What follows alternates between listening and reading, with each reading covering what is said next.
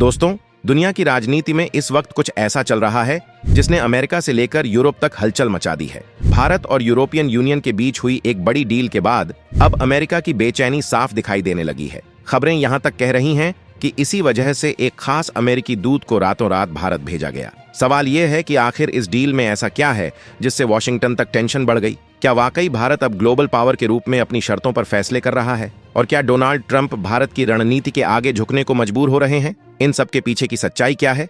कितनी खबरें सच हैं और कितनी सिर्फ राजनीतिक नैरेटिव? आज के इस वीडियो में हम आपको हर पहलू आसान भाषा में समझाएंगे, इसलिए वीडियो को अंत तक जरूर देखिए, क्योंकि आखिरी हिस्से में वो जानकारी है जो पूरी कहानी की दिशा बदल सकती है। कोल्ड वॉर के बाद अमेरिका सबसे प्रभावशाली ताकत बनकर उभरा और दुनिया के ज्यादातर बड़े फैसलों में उसकी भूमिका सबसे अहम मानी जाती थी। लेकिन धीरे धीरे यह स्थिति बदलने लगी। अब दुनिया किसी एक शक्ति के नियंत्रण में नहीं है, बल्कि कई देश मिलकर वैश्विक संतुलन को आकार दे रहे हैं। चाइना ने आर्थिक और रणनीतिक स्तर पर तेजी से अपनी पकड़ बनाई, रशिया ने फिर से अंतर्राष्ट्रीय राजनीति में सक्रिय भूमिका निभानी शुरू की और मिडिल ईस्ट में भी बड़े राजनीतिक और आर्थिक परिवर्तन देखने को मिले। इन तमाम बदलावों के बीच वैश्विक शक्ति संतुलन एक नए दौर में प्रवेश कर चुका है, जहां कई देश मिलकर दिशा तय कर रहे हैं। इसी बदलते माहौल में इंडिया भी एक मजबूत, आत्मनिर्भर और निर्णायक शक्ति के रूप में उभर कर सामने आया है। आज इंडिया किसी एक गुट या देश पर निर्भर होकर फैसले नहीं लेता। वह अपने राष्ट्रीय हितों, आर्थिक जरूरतों और दीर्घकालिक रणनीति को ध्यान में रखते हुए स्वतंत्र नीति अपनाता है। न तो वह पूरी तरह पश्चिमी देशों के प्रभाव में चलता है और न ही खुद को किसी एक खेमे तक सीमित रखता है। यही कारण है कि आज भारत को एक ऐसे देश के रूप में देखा जाता है जो आत्मविश्वास के साथ अपने फैसले खुद करता है। इसी तरह यूरोपियन यूनियन (EU) भी अब केवल अमेरिका पर निर्भर रहना नहीं चाहता। मौजूदा समय में एशिया दुनिया की सबसे तेजी से बढ़ती अर्थव्यवस्थाओं का केंद्र बन चुका है और इसमें इंडिया की भूमिका बेहद महत्वपूर्ण हो गई है। चाइना से जुड़ी अनिश्चितताओं और वैश्विक तनावों के चलते EU अब एशिया में एक भरोसेमंद, लोकतांत्रिक और स्थिर साझेदार की तलाश कर रहा है और इसी संदर्भ में भारत की अहमियत लगातार बढ़ती जा रही है। इंडिया UE डील को समझने के लिए यह जानना जरूरी है कि यह कोई अचानक लिया गया कदम नहीं है, बल्कि वर्षों से चली आ रही बातचीत और रणनीतिक सोच का परिणाम है। इस समझौते की नींव FTA फ्री ट्रेड एग्रीमेंट पर आधारित है। आसान शब्दों में कहें तो FTA का उद्देश्य दो देशों या समूहों के बीच व्यापार को सरल बनाना होता है, जिसमें आयात और निर्यात पर लगने वाले टैक्स को कम किया जाता है ताकि उत्पाद सस्ते हों और व्यापार को बढ़ावा मिले। भारत और यूरोपियन यूनियन के बीच इस समझौते पर चर्चा की शुरुआत वर्ष 2007 में हुई थी। हालांकि कुछ मतभेदों और वैश्विक परिस्थितियों के कारण यह प्रक्रिया लंबे समय तक धीमी रही, लेकिन कोविड के बाद जब सप्लाई चेन की अहमियत सामने आई, तब इस बातचीत ने फिर से गति पकड़ ली। इस संभावित समझौते के अंतर्गत कई अहम सेक्टर शामिल किए गए हैं, जैसे automobiles, pharmaceuticals, textiles, IT services, green energy और एग्रीकल्चर प्रोडक्ट्स। EU चाहता है कि भारतीय बाजार उसके उत्पादों के लिए और अधिक खुला हो, जबकि इंडिया की कोशिश है कि उसके एक्सपोर्टर्स को यूरोप में आसान पहुंच और बेहतर अवसर मिले। इसके साथ ही यह डील केवल व्यापार तक सीमित नहीं है, बल्कि इसमें इन्वेस्टमेंट, एडवांस्ड टेक्नोलॉजी शेयरिंग और मैन्युफैक्चरिंग कोऑपरेशन भी शामिल है। इसका उद्देश्य भारत में नई फैक्ट्रीज, नए रोजगार और मेक इन इंडिया को और मजबूती देना है, ताकि देश की अर्थव्यवस्था को लंबे समय तक फायदा मिल सके। बीते कुछ सालों में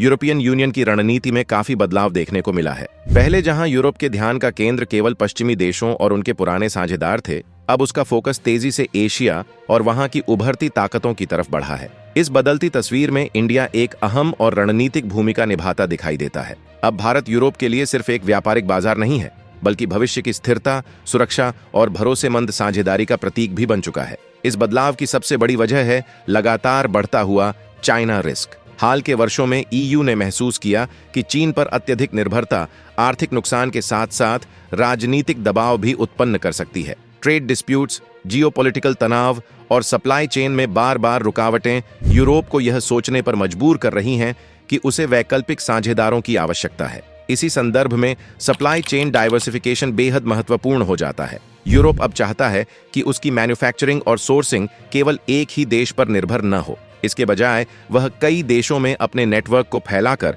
भविष्य में किसी भी आपात स्थिति या बाधा से सुरक्षित रहना चाहता है।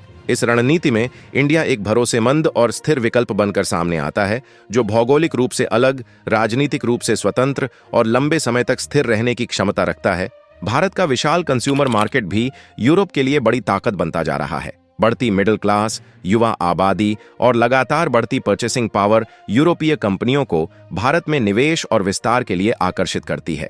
उन्हें केवल वर्तमान लाभ ही नहीं बल्कि भविष्य की संभावनाएं भी दिखाई देती हैं, जो लंबे समय तक मुनाफे और आर्थिक वृद्धि का रास्ता खोलती हैं। सिर्फ बाजार ही नहीं, भारत का स्किल्ड मैन पावर और मजबूत डेमोक्रेटिक फ्रेमवर्क भी ईयू के लिए बेहद महत्वपूर्ण है। यूरोप केवल आर्थिक लाभ ही नहीं बल्कि साझा मूल्यों, कानून व्यवस्था और राजनीतिक स्थिरता को भी महत्व देता है। एक ऐसा देश जहां लोकतंत्र मजबूत हो, युवा प्रतिभा उपलब्ध हो और संस्थागत स्थिरता बनी रहे, भारत इन सभी मानकों पर खरा उतरता है। भारत के लिए भी यह समझौता केवल डिप्लोमेटिक सक्सेस नहीं बल्कि एक बड़ी इकोनॉमिक अपॉर्चुनिटी के रूप में काम करता है। इसका सबसे स्पष्ट लाभ एक्सपोर्ट्स में दिखाई देगा। अगर FTA लागू होता है तो यूरोप में भारतीय उत्पादों पर लगने वाले भारी टैरिफ्स कम होंगे, जिससे टेक्सटाइल्स, फार्मास्यूटिकल्स, इंजीनियरिंग गुड्स और IT सर्विसेज जैसे क्षेत्रों को बड़ा फायदा मिलेगा और भारतीय कंपनियां वैश्विक स्तर पर अधिक कम्पेटिटिव बन सकेंगी। साथ ही यह समझौता टेक्नोलॉजी एक्सेस और इनोवेशन के अवसर भी लाता है। Europe advanced manufacturing, green energy, electric vehicles और क्लीन टेक्नोलॉजी में अग्रणी है। EU के साथ गहरे व्यापारिक संबंध भारत को आधुनिक तकनीक, रिसर्च सपोर्ट और ग्लोबल बेस्ट प्रैक्टिसेस तक पहुंचाने में मदद कर सकते हैं। इससे मेक इन इंडिया न केवल उत्पादन की मात्रा में बल्कि गुणवत्ता और क्षमता में भी मजबूत होगा।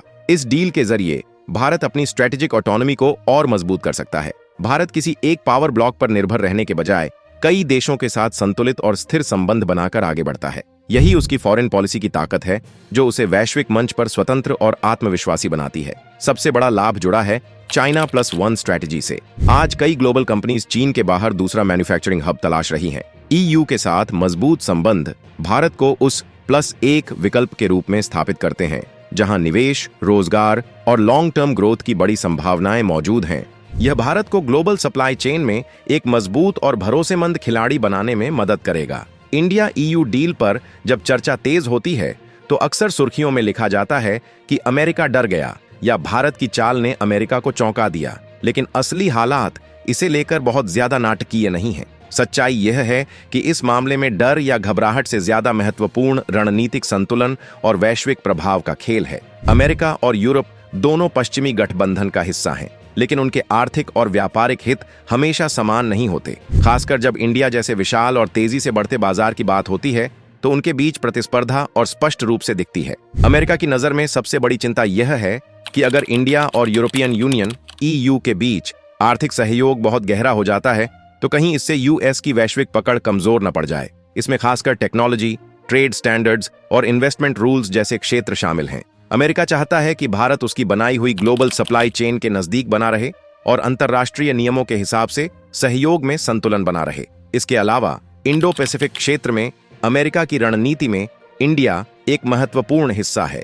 बढ़ते चाइना प्रभाव को संतुलित करने के लिए अमेरिका भारत को सिर्फ सैन्य सहयोगी के रूप में नहीं बल्कि इकोनॉमिक पार्टनर के रूप में भी देखता है। इस वजह से वह चाहता है कि भारत किसी भी महत्वपूर्ण समझौते में पूरी तरह किसी एक दिशा में न झुके, बल्कि अपने नेशनल इंटरेस्ट और वैश्विक संतुलन को ध्यान में रखते हुए निर्णय ले। आज का इंडिया पूरी तरह से स्वतंत्र निर्णय लेने वाला देश है। वह किसी भी तरह के दबाव में आकर निर्णय नहीं करता, बल्कि अपने राष्ट्रीय हित को सर्वोच्च प्राथमिकता देता है। यही कारण है कि कभी-कभी अमेरिका को भारत की नीतियां असहज लग सकती हैं, लेकिन इसे डर कहना गलत होगा। अक्सर मीडिया में लिखा जाता है कि रातों रात भारत पहुंचे अमेरिकी दूत। भले ही यह आकर्षक हेडलाइन लगती है, लेकिन असल कूटनीति इतना नाटकीय नहीं होती। अंतर्राष्ट्रीय संबंधों में इनवॉइस, ऑफिशियल्स और डेलीगेशंस का नियमित आना जाना चलता रहता है, खासकर जब ट्रेड, डिफेंस और रीजनल सिक्योरिटी जैसे विषयों पर बातचीत चल रही हो। सामान्य डिप्लोमेटिक विजिट्स और इमरजेंसी विजिट्स में अंतर स्पष्ट होता है। आपातकालीन यात्रा तब होती है जब कोई गंभीर संकट या अचानक कूटनीतिक समस्या पैदा हो। इंडिया UE डील के मामले में ऐसा कोई संकट मौजूद नहीं था। इसके बावजूद कुछ मीडिया रिपोर्ट्स ने सामान्य यात्राओं को खास मिशन या अर्जेंट विजिट के रूप में सेंसेशनल तरीके से पेश किया। इसी प्रक्रिया से अक्सर हेडलाइंस में एग्जैगरेशन हो जाता है। कुछ सीमित जानकारी को जोरदार शब्दों में पेश किया जाता है ताकि ध्यान आकर्षित किया जा सके। कई बार इसके लिए एनोनिमस सोर्सेज का सहारा लिया जाता है, जिनकी पहचान और जवाबदेही स्पष्ट नहीं होती। इसी तरह एक सामान्य डिप्लोमेटिक प्रोसेस को सेंसेशनल कहानी में बदल दिया जाता है। डोनाल्ड ट्रंप के समय में इंडिया US संबंध न तो पूरी तरह स्मूथ थे और न ही पूरी तरह संघर्षपूर्ण। यह रिश्ता स्ट्रैटेजिक कोऑपरेशन और ट्रेड डिसएग्रीमेंट्स का मिश्रण था। एक तरफ ट्रंप भारत को इंडो पैसिफिक रीजन में महत्वपूर्ण पार्टनर मानते थे, वहीं ट्रेड इम्बैलेंस और मार्केट एक्सेस को लेकर अपनी नाराजगी भी व्यक्त करते थे। ट्रंप की नीति अमेरिका फर्स्ट रही, ठीक उसी तरह भारत की नीति इंडिया फर्स्ट है। इसका यह मतलब नहीं कि ट्रंप हर शर्त मान लेंगे। वे हर डील को ट्रांजैक्शनल दृष्टिकोण से देखते थे, जहां साफ लाभ दिखता वहीं समझौता करते। भारत के साथ भी यही देखा गया। डिफेंस कोऑपरेशन बढ़ा, लेकिन ट्रेड इश्यूज जैसे वीजा, टैरिफ्स और मार्केट एक्सेस पर मतभेद रहे। इससे स्पष्ट होता है कि इंडिया यूएस रिलेशंस आपसी समझ और नेशनल इंटरेस्ट पर आधारित हैं, भावनाओं पर नहीं। आज के डिजिटल दौर में हेडलाइंस या टाइटल्स अक्सर वास्तविकता से ज्यादा भावनाओं को छूते हैं। अमेरिका कान पे गाया जैसे शब्द ऑडियंस की क्यूरियोसिटी जगाते हैं, जबकि असली फैसला बंद कमरों में गंभीर बातचीत के माध्यम से होता है। भारत की असली ताकत उसकी समझदारी और धैर्य में है। वह अलग अलग देशों के साथ संतुलन बनाकर रिश्ते कायम रखता है और किसी भी तरह के दबाव में आकर निर्णय नहीं लेता। यह कहना कि अमेरिका डर गया या कोई खास दूत भेजा गया ज्यादातर अफवाहों पर आधारित होता है। वास्तविकता में यह सामान्य डिप्लोमेसी का हिस्सा है, जबकि बाकी बातें अक्सर सिर्फ क्लिकबैट बनकर रह जाती हैं। अगर आपको यह वीडियो पसंद आया हो तो सबसे पहले इसे लाइक जरूर करें, फिर अपने दोस्तों, परिवार या सोशल मीडिया पर शेयर करें और हाँ, हमारे चैनल को सब्सक्राइब करना बिल्कुल न भूलें।